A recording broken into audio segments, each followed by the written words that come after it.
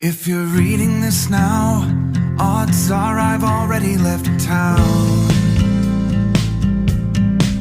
A few cities in between, the new skyline where I'm looking down.